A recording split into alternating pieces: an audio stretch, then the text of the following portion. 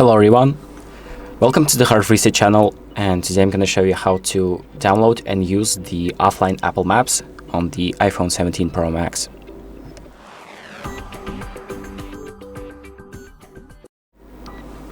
So on the new iOS 26, there is a new feature in the Apple Maps where you can download offline maps and use them when you don't have a cellular connection or just a Wi-Fi connection.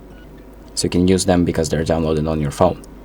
And if you want to use that feature, what you're going to do is open up the Apple Maps app, then extend this little bar right here on the bottom, and then press on our user icon and select offline maps, and tap the plus icon to actually select the region that you want to download. So I'm going to select a city that I want to download, and then we're going to crop the actual area that we want to download, so it should fit in this bounding box right here.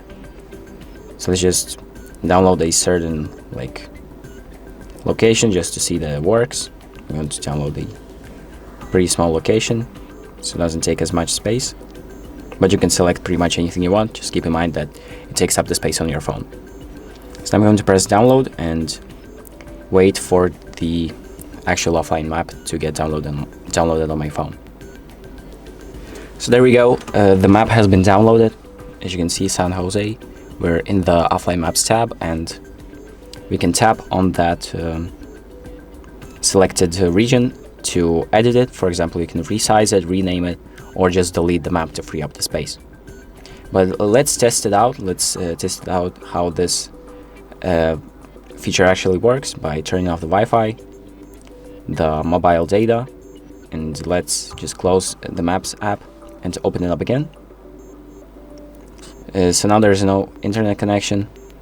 This is the part that has been pretty much downloaded on my phone, but if we zoom out and we go back to the San Jose, let's do it like that.